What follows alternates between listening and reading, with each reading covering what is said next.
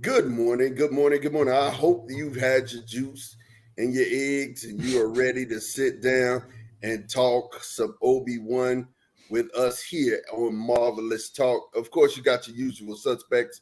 Myself, Big G, how you doing today, man?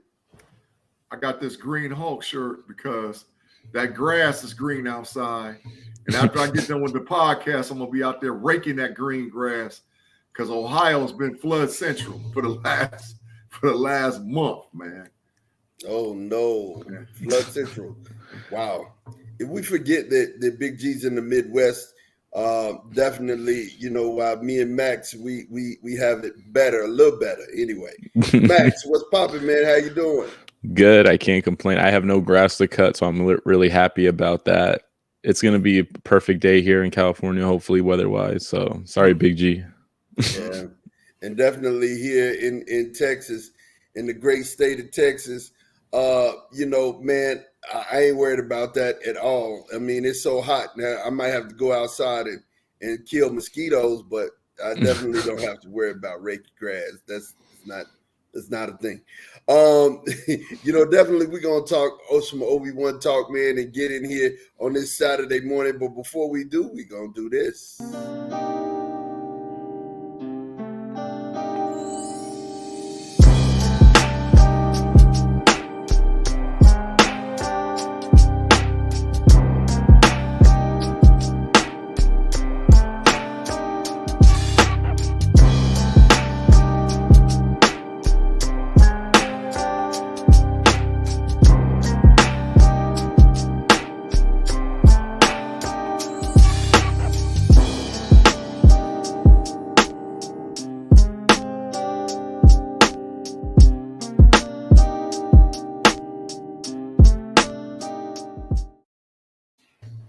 And we're back, man. We're back. And Max, man, we're a week away. We're a week away from Obi-Wan Kenobi. And man, I keep watching the trailer and I keep finding myself like, come on already. Just like be here. Like I'm ready. And we've talked the excitement and why we're excited about it. But man, kind of talk to us, man, about some more about this Obi-Wan and what we should expect. Well, I want to take it through like a brief history lesson just of Obi-Wan. And this is a guy who he was born on the planet of Stewjon. He was brought to the Jedi Temple at the age of 3, right? Most Jedi younglings are brought to the temple at 6 months. So he was old. We always like to think of Anakin as old. He came in at the age of 11. But to come in at the age of 3, that's something those two guys shared, to be late to the party. And this is a guy, Obi-Wan, who, as a young Jedi, he had a very normal upbringing. But what do you guys think of Obi-Wan as a Jedi? Like, is he a rule breaker? Is he just like the perfect Jedi? Is he just someone who does stuff by the book, opposed to his Padawan and Anakin? I think when you think about Obi-Wan, you think about Qui-Gon. You know what I'm saying? You think about he's like a cut off his old block. They both were. I mean, because I could see a lot of Anakin and Obi-Wan, right? It's the whining part wasn't that ain't Obi-Wan. That's not Obi-Wan. That was all Anakin. Anakin was the whiner.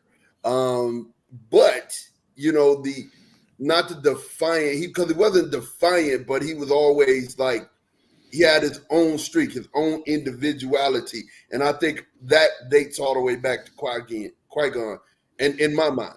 That's where I see the kind of similarities. Max, to answer your question, man, to be honest, I think Obi-Wan is a failure as a Jedi. I think that so that the Jedi live by a creed or a code, right? They have those parameters in the code and the creed set up on purpose, right? And so him being brought in late caused the same problem or same ripple effect that we saw play out with Anakin being brought in late. Jedi cannot be attached to humans or other people or have relationships because they have to be selfless at all times. And because of Obi-Wan being brought in late, he had already developed that sense as far as his persona to have relationship and stuff like that. So that exacerbated itself as him as an adult and a full-blown Jedi. He was set up from the beginning, but to be honest, he's sort of a failure as a Jedi. And it might be because the way he started, but as what a Jedi is actually supposed to do, he didn't do what they were supposed to do. Well, I think I agree with you, Sean, to a certain extent. But when you look at Obi-Wan, I think a lot of people, and including myself for a long time, thought like, damn, this guy lives by the Jedi code. He does it the right way. But I read this book, and it was called Master and Apprentice, and it really deep dove into Qui-Gon and Obi-Wan's relationship. And Obi-Wan as a Padawan was very rebellious. And everyone knew that going into it. So the council assigned Qui-Gon to him. And they didn't like work well for the first couple of years. They struggled. They could never get on the same page. There was countless missions where they kind of dropped the ball a little bit because, hey, we just can't get on the same page.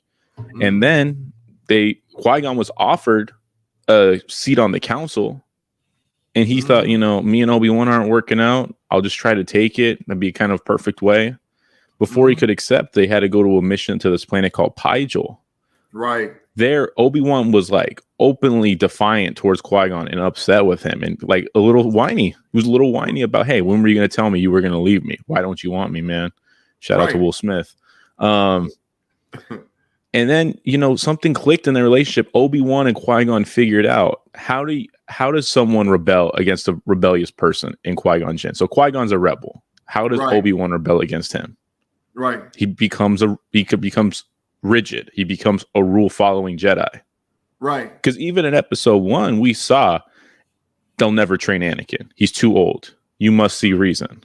And I just think that's so interesting, and that's such a Jedi thing to do. It's like, hey, we want this Jedi to kind of be a little less rebellious. Let's stick him with someone rebellious. The only way to rebel against a rebel, you got to be a rule follower. Right. Right. That's what I'm saying as far as my point, as far as him being sort of a failure. Because, see, what the Jedi or what the creed of the Jedi to me has always been is you have to have balance. If you're too much of one thing or too much of another thing, then you're out of balance, right? And Obi-Wan, to me, from the time we saw him as an adult, when we were, when I was a kid and Star Wars first hit the big screen, he was sort of out of balance. You could tell, and you didn't even know the story, but you could tell that he was out of balance then, right? And so it's like, why? Oh, because he's such a strict. Okay, so wait a minute. Time out. How could I tell you without a balance? Because I couldn't. From the time that I was a kid and I saw Star Wars for the first time, I couldn't tell you without a balance. As a matter of fact, I thought he was the standard for Jedi. I didn't think so. I thought he was out of balance for this fact and this fact alone. Is that if I'm set up to train, okay, so if I got one that's behind me, right? My job is to preserve my life and to preserve the one that's behind me. The reason is because I know that me training him is what's important, right? So maybe we didn't know the whole story about him being able to go to Yoda and get trained and all whatever else.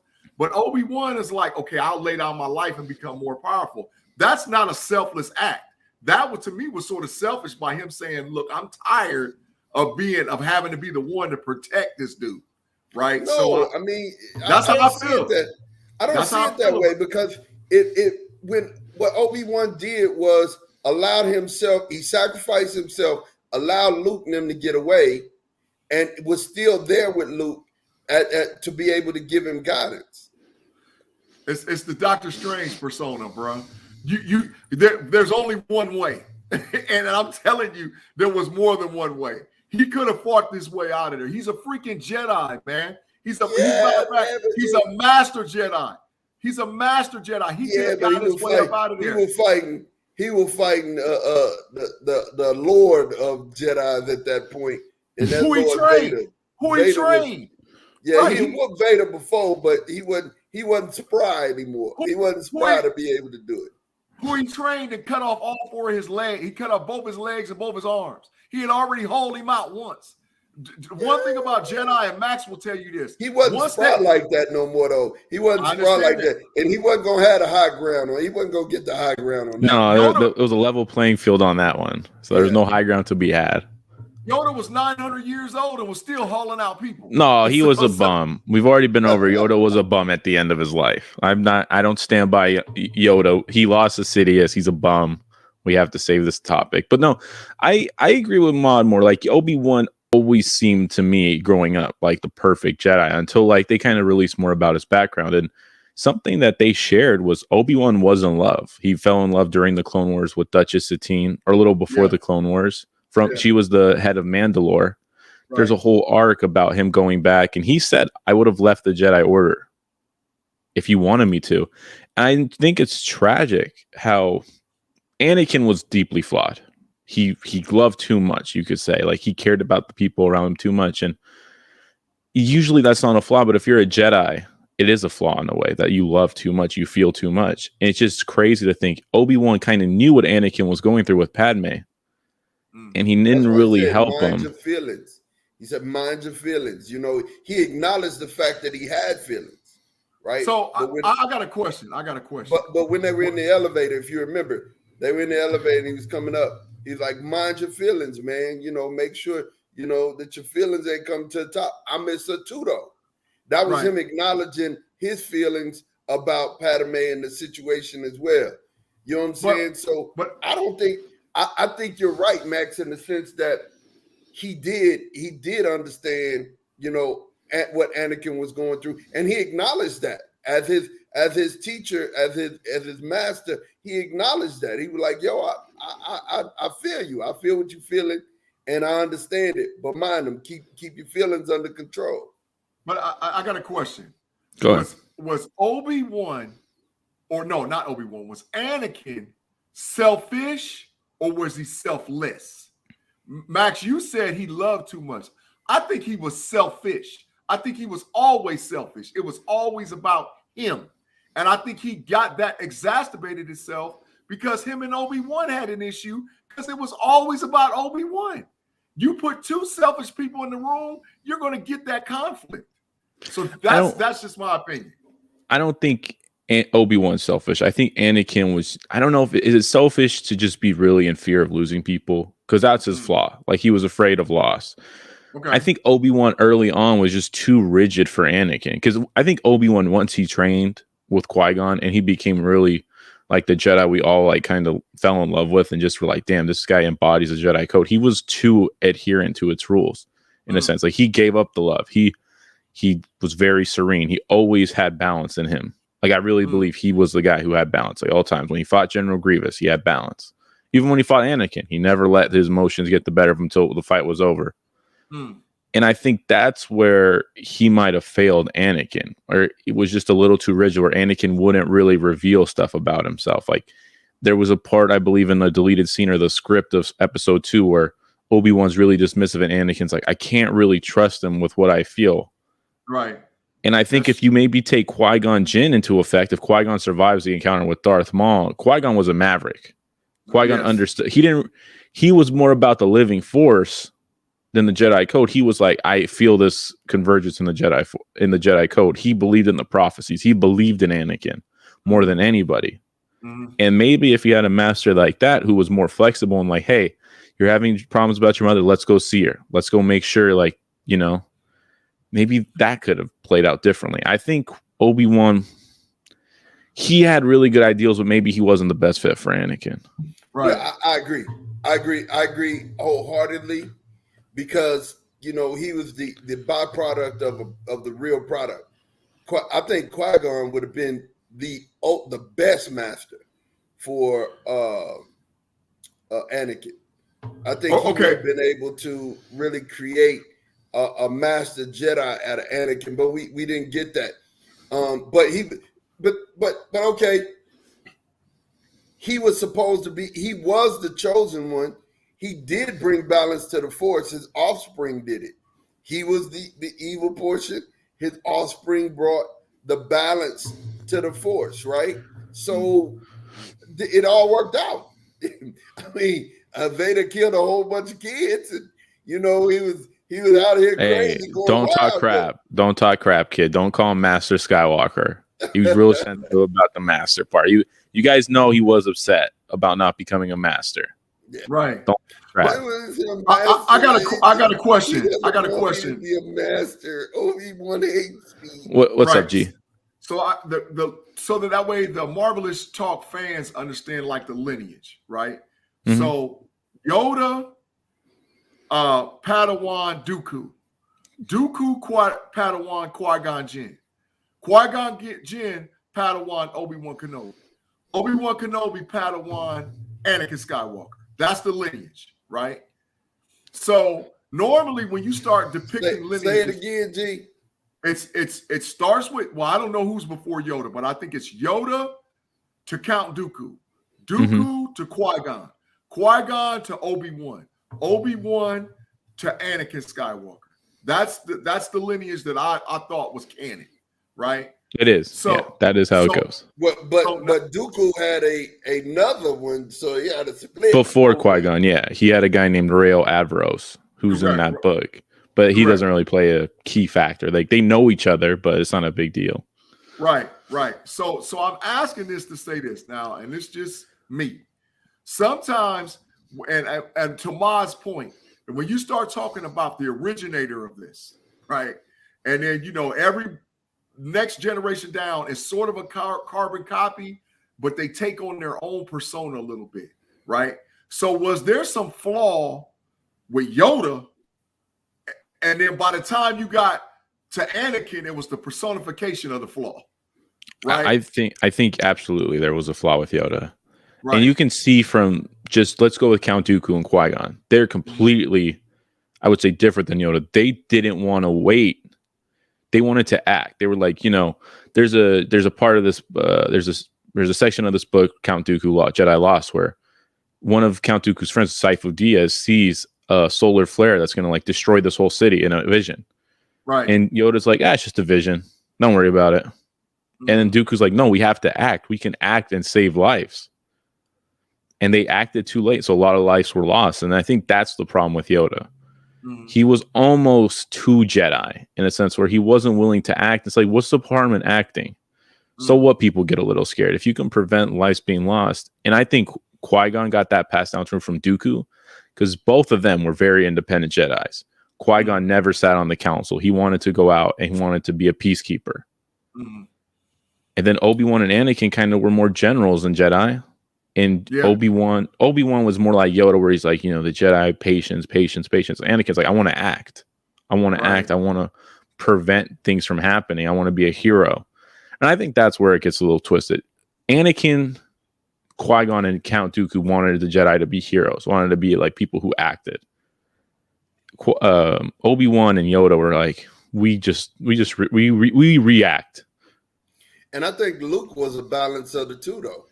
Absolutely. I think when you start to think about Luke became the balance of the two. He was one that would act and would get in there and get it in. But then as an older man, he started being more reserved. Yeah. Like, so in episode 5, when Luke is training with Yoda and he's like, you can't leave yet. You need to finish your training. Obi-Wan would have stayed to finish the training, where like Anakin, Qui-Gon, Dooku would have went and just been like, we got to save our friends. And I think that's a key difference. And you brought up a great point, G. Is there something wrong with Yoda? Maybe. I think maybe the whole Jedi Order, it just became stagnant. It was kind of like, there's nothing to really, there's no Sith. Maybe they needed a Sith, because there's no balance if it's just light. Maybe you're right. You need balance. If you're gonna have one, the other one can't exist without the other. Night, day. You know what I'm saying? There's always got to be these opposing forces going at each other. They balance each other out.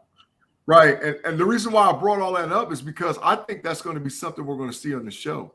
I mean, I know it's 6 episodes and there might be some alluding to that, but I think that you're going to find out who Obi-Wan is as a person.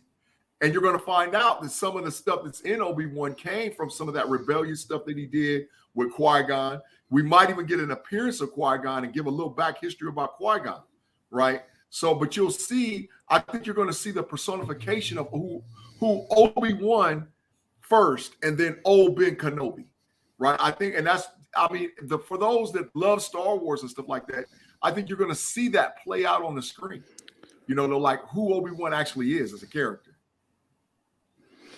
Do you guys think Anakin and Obi-Wan brought out goodness in each other, or it was kind of just doomed from the beginning? Like, how would you grade their partnership? I think it was a solid B. It ended really badly, which brings it down. But Obi-Wan did provide Anakin with some guidance. He changed Anakin. He made him a little more patient. Ultimately, he needed to be even more patient and more trusting. But Obi-Wan, Anakin made him better. He was able to become a better Jedi. He was a better duelist towards the end. Like Obi-Wan from episode 2 got destroyed by Dooku. But at the end of it, he's fighting with Anakin, who's the most talented Jedi ever. Mm. Yeah, I agree. The only thing about it is that I guess I'm looking at it from a humanistic standpoint. And from a humanistic standpoint, how you get young bulls to act right is you set an old bull down in the middle of them because they don't want to even try that old bull, right? They're like, man, this dude will destroy us. But in the Jedi, it don't work like that way. Like in the Jedi, like if there's an old bull that's there, the young bull, if he's a hothead, is going to be like, man, if you don't get up out of here, matter of fact, I'll haul you out and everybody else in this room out. And Anakin was like that guy. When Anakin was a kid, if they would have taught him how to use a lightsaber when he was like little, like 7, 8, 9, 10, Anakin would have been hauling people out there because he's, like you said, he's the most talented Jedi that ever lived as far as sword play and all whatever else. He's got it in him, man. So, you know, that's just my thing about what, once again, goes back to Obi-Wan. I think that they had a relationship, but it was one of the things where the Padawan never really respected the guy above him, if that makes sense. You know, like I'm looking at you like, yeah, you the dude, but I'm really the man. You know, never a full trust because Anakin kept secrets from Obi-Wan. He never told him about the massacre of the Sand people, not just the men, the women, and the children. I killed them all. I mean, Padme was ride or die. I'll have to give her that. He never told him about marrying Padme, his mom. So, I mean, I think keeping secrets was just bad. That was probably the thing. So maybe if there was more trust. I think the key thing that you're bringing up, Max, is trust. There was a distrust or a not really a distrust, but I think how would I say this? Was the distrust in Obi-Wan from Anakin or just the Jedi as a whole? And then maybe Obi-Wan embodied it so much. Anakin's like, you can't trust him. He's too much Jedi. Yeah. I think as a whole, the Jedi were known for keeping stuff close to the vest, right? Even so much so, let's go back. Even so much so, Yoda couldn't even see what was happening, and he wasn't telling the council, I can't see. Yeah, you know and Yoda knew. They tell Yoda in the Clone Wars, hey, our enemy created an army for us. He didn't tell anybody because he's a washed bum. Yoda. I'm not gonna say he's washed, but I'm saying that they always held things close to the vest, and it didn't serve them. It didn't serve them well at all. There needed to be some transparency in the Jedi Order, and if there was more transparency, I think it would have led to, you know, people being able to share their truths. You know what I'm saying? Because that's the thing. I can't really share my hand because I'm trying to manipulate things. So in a way, I think the Jedi Order got it wrong, and that's why, you know, he let them burn up. That's why in that last one, he let them burn down the last temple because he was like, that was just books, man. You know what I'm saying? You got to learn this thing for real, and you have to really relearn some of the things that we taught, because some of the things we taught were wrong, right? And over years, I could see how these things were wrong. So I think, you know, starting a new order and starting a new, and I would love to. This is a sidebar. I think I would love to see them reboot Star Wars and tell a story outside of the Skywalker lineage, right? Yeah. Well, that's what's next. It's called the High Republic. It's 200 years before Episode 1. And I think, like you kind of like the Jedi Order, the Star Wars story kind of got old. It was like this whole story can't be around 2 Jedi. Like, it can't just be around Skywalkers and Palpatines, you know? It just got old, and it got old quickly. That's why Episode 9 sucked. Hey, so, but do you think that, and it's just me, I think if they're going to tell the story of Obi-Wan, they got to tell the story of Yoda. And maybe that story I don't think so. Yeah, Yoda's critical, man. I feel like the story's just got to be between him and Anakin. Like, you just focus on the late parts of Anakin, like maybe just before episode 3 to just where we at. We don't need a Yoda thing. We should keep that for Yoda's. We'll call Yoda Jedi washed. Yeah. Yoda, he said Jedi washed. Yoda Jedi washed. Let's do a 30 for 30 about Yoda and Yoda, just talk about how he fell off. Jedi washed. Jedi washed Yoda. Yoda was the Russell Westbrook of Jedi towards the end. Just no one wanted to play with him. He was kind of just there. Everyone was like, "Oh, you're the Grandmaster, whatever. You don't do anything." Yeah. Hey, if I was gonna do something and do a deep dive, I'm doing the deep dive on Samuel L's character. What's his name? Mace Windu. Yeah, Mace. I'm doing one on Mace. Why was Mace so powerful? Why did they call him the guy? Like, let's explore that one. But honestly, I would really want to come out of this whole universe and just reboot it. Like, totally start over. There's no Jedi. There's supposedly no Sith. You know what I'm saying? And let's see another one rise after the whole Sky. So let's say the Skywalker and Palpatine's over, right? And kids are finding the relics of that war, right? And restart the whole thing all over again. I would love to see that. That would be more interesting than telling another variation of this story. I don't really want to see it. I agree 100%. And the last thing I have, go ahead, Max. I'm sorry. No. Go ahead. So it would be like 500 years after the last Star Wars. 500 years in the future after the very last episode 9. We start the story over again because there's a call for a balance and whatever. And then here we go again with Jedi and the creation of something that's like a Jedi or a Sith or whatever else. That would make sense. That'd be a good story. Definitely. It needs a reboot, a refresh. It's getting stale. Yeah, Rey locked the lightsabers away. You know what I'm saying? She went on to go live a normal life, after that, right? But then, kid stumbles on the relics of the relics of Darth Sidious, and begins to really start finding out, or an older man is like going after and just like people do, like, I want the relics of Darth Sidious, I want to get this, and as he's going after, he finds it, and then he becomes a Sith. And so now you got a Sith Lord out there, you have to have a Jedi. And a normal kid, from a normal walk, discovers the Rey stuff and, starts to explore the Jedi Order. You can tell a great story that way. You know what I mean? You can tell a great story. I don't know. Maybe it's just me. No, I agree with you. And the last thing I got for you guys is, if we were going to rate, let's just say Anakin Skywalker, Yoda, Obi-Wan Kenobi, Mace Windu, and Count Dooku, how strong is Obi-Wan compared to them? Is he the strongest? Is he the weakest? I personally think he's the most underrated Jedi ever. And it goes back to me as when he was a Padawan under Qui-Gon, he would get always annoyed that he's like, I see all my friends learning these combinations, like these new Jedi techniques, and I'm just studying the fundamentals.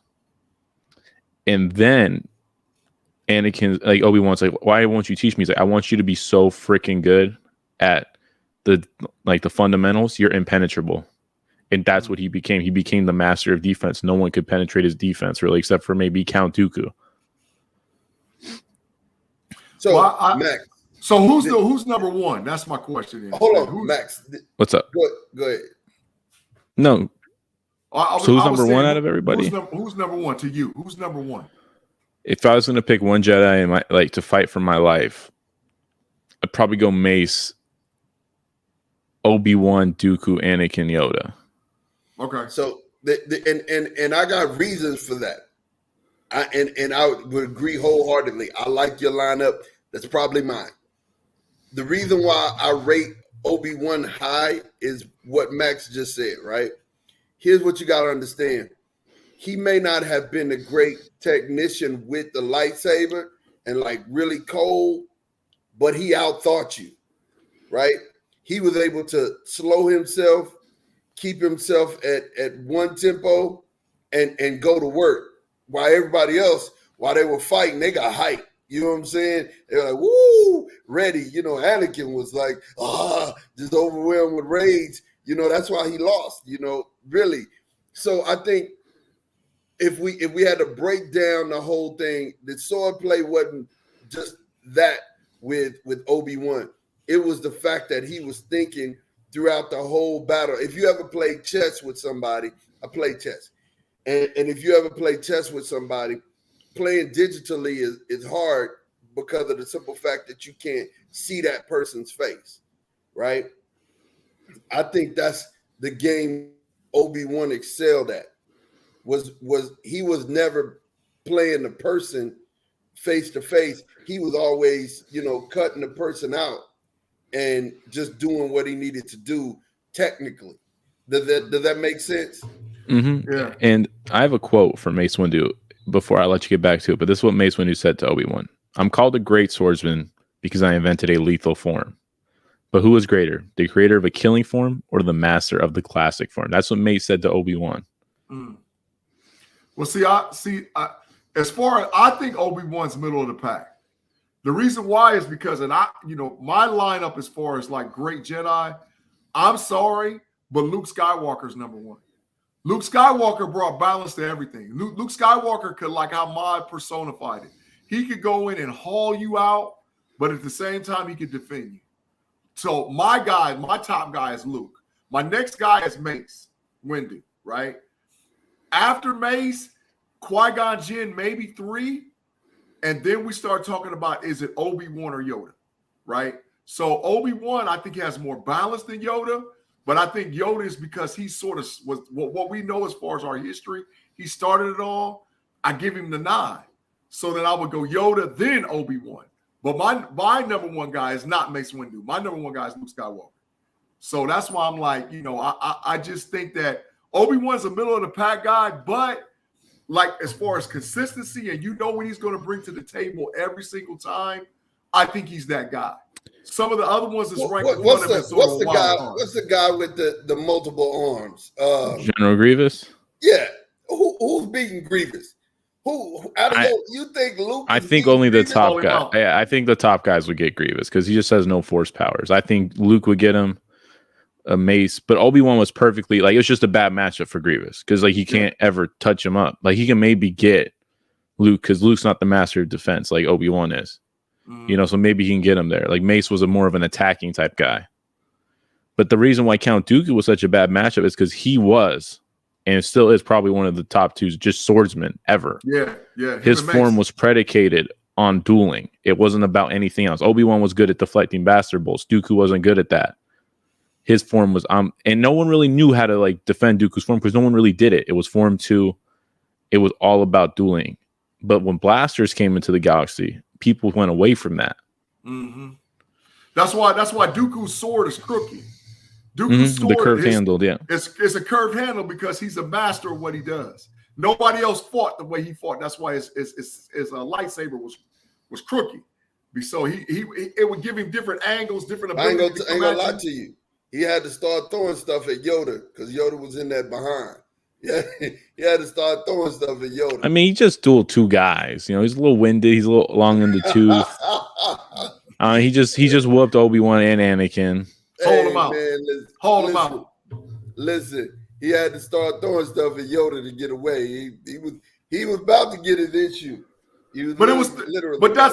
I'll take that victory. That's a 3 victory. You cut one dude's hand off, you completely beat another dude in submission, and here comes this old cat, this fresh Windy, and can flip and fly all over the place and move on. He had to activate his force powers because it was a wrap. But I'm saying he won. That's 3 battles. Most cats, you go one-on-one with a Jedi, you in trouble.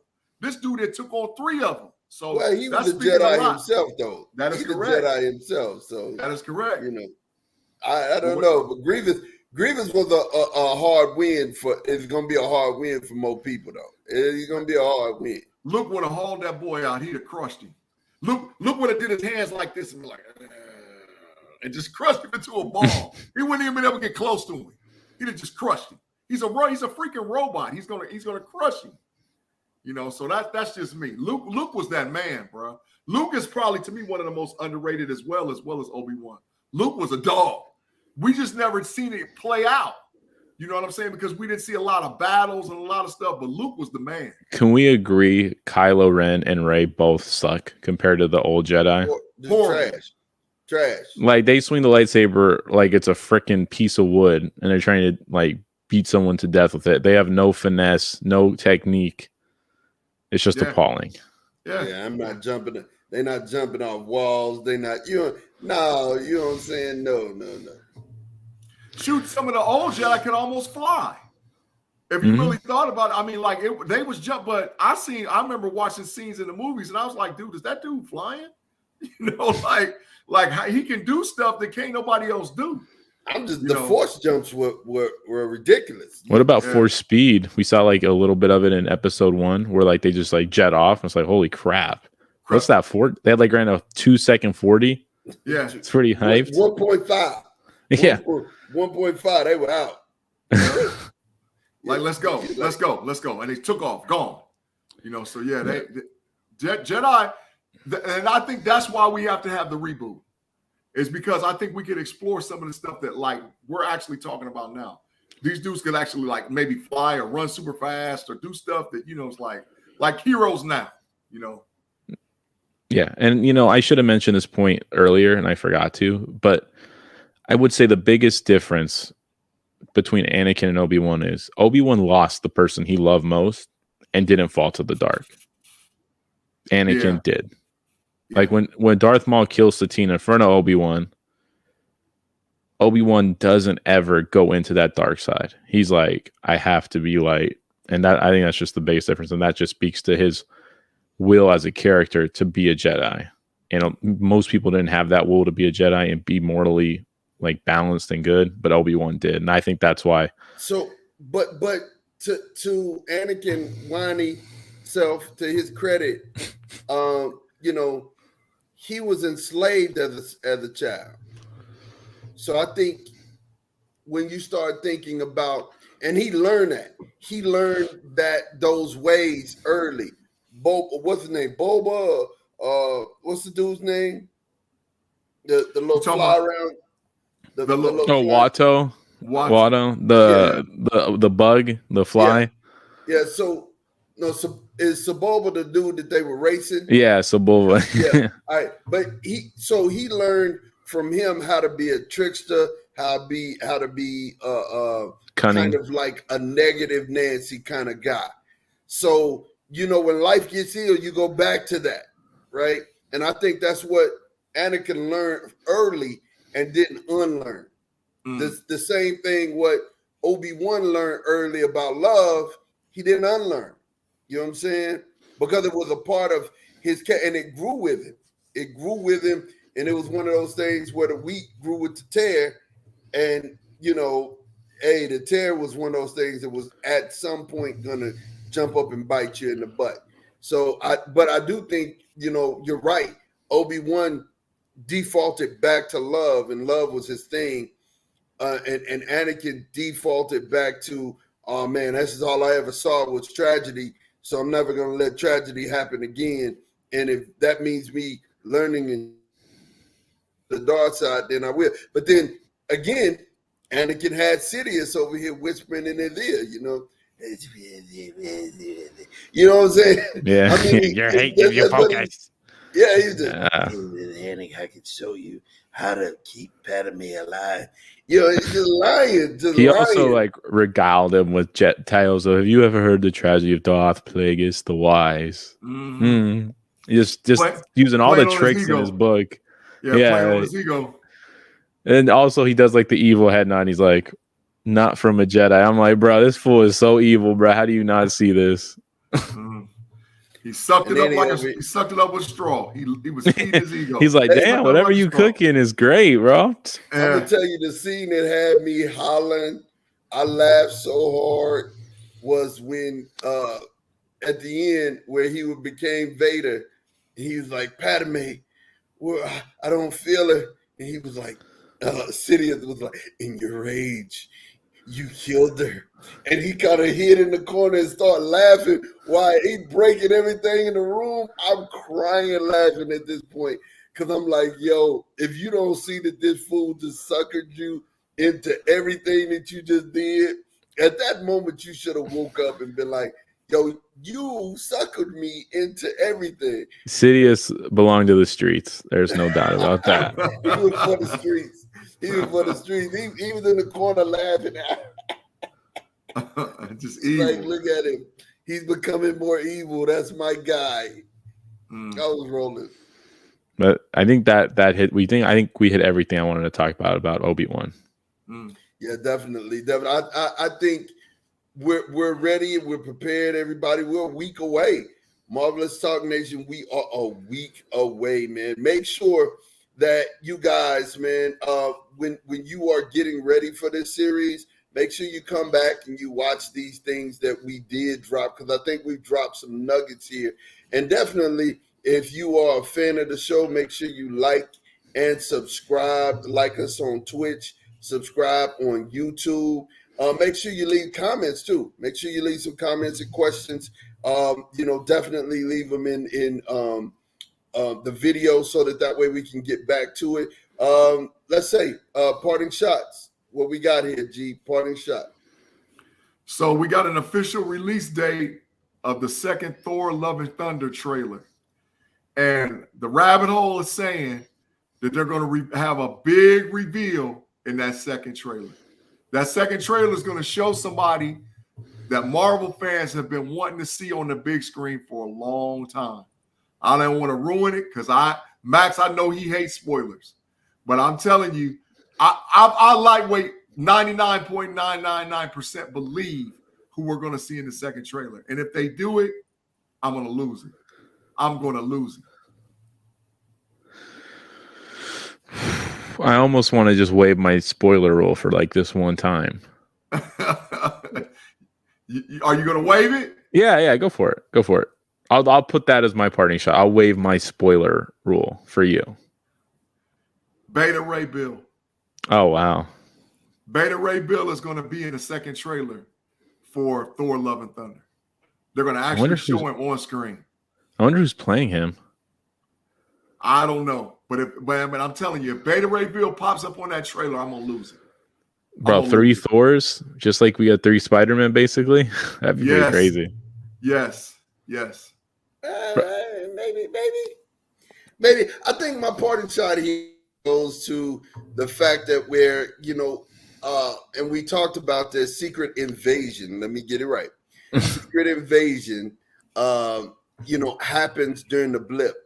And I think that you can really tell a really decent story of the things that happened during the blip. Think about it. When we get back to the movie, 5 years after. So there's a lot of stuff that happened in that 5-year period we don't know nothing about. You know what I'm saying? We absolutely have no idea of what happened. And we know it got bad because, in Captain America and the Winter Soldier, definitely the girl was talking about how bad it got. Now, there's one more other thing I need to bring up. I went back and I watched Civil War last night. And one of the things that stood out to me was Vision warned Wanda. He warned Wanda, and I'm definitely going to do this on the TikTok. Y'all will see this really quick. He told her, if you do this, they're never going to stop being afraid of you. And she did it. And she said, I can only master my fear. Right? Did it. Hugged Vision out, threw him through the floor. And guess what? Still to this day, never stopped being afraid of Wanda. Vision kind of prophesied and told Wanda, hey, man, don't go down this road because it ain't no going down this road. Wanda, do not jump. I have the high ground was basically what he said. And she jumped. Basically what he said. And he was like, he got hauled out for it. But, hey, man, listen, I think Civil War, man, I underrated it. Civil War was really, really good. It went by so fast. I was watching it and it went by so fast and I was into it. And I was like, man, Civil War is really, really good, bro. Like, it's really, really good. Are Does you it move good? up? I don't know, but it's definitely really solid. Are you gonna watch Captain Marvel again before Secret Invasion? Yeah, no, Just I'm not. okay. I'm not doing it. So I got a question before we get off air, Mon. Just a question. Are you going to watch the Miss Marvel? Because there's going to be a lot of references to Miss Marvel, which is the next Disney Plus show after Obi-Wan Kenobi for Captain Marvel. Yeah, He'll just watch it once and hate every second of it. I'm gonna watch it. I'm gonna watch it. I'm gonna watch it. I'm gonna give that its own individual shot. You know what I'm saying? Kamala Khan is not this other lady. You know what I'm saying? She's not her. She's not Brie Larson. So I'm fine. Monica Rambeau wasn't Brie Larson. I'm fine. Her mama wasn't Brie Larson. I'm fine. Okay. Like, Captain Marvel movie sucked. It didn't suck. It was trash. It was trash. And to my listeners out there, I gotta address y'all. I'm sorry. I was trying to get out of here, but I'm sorry. The Doctor Strange scene with the music notes, fighting with the music notes, was genius. I don't care if y'all say it brought you out of the movie or what. It was genius. That was so genius. There's so many levels I could really talk to you about as a musician. I could say, yo, that is genius. Everything that your whole world, your nerve endings behind your ears, they all come together behind your ears. Your body is just made for music, right? So for them to take a musical notes and be battling, dueling with them, I thought was so dope. And they used the soundtrack to do it. Listen, man, hey, y'all are missing out. If you didn't see the scene, you got to see the scene. And let's talk about that. Comment about that in our comments. Make sure y'all do that. And Max, it's on you. I'm done with my party shot. No, my parting shot was waiving the rule. I didn't have anything, so I needed an out. So I'm good. I'm good to go today. He said he needed an out. Well, look, until Wednesday, we'll holler at you. Thanks for rocking with Marvelous Talk. Peace.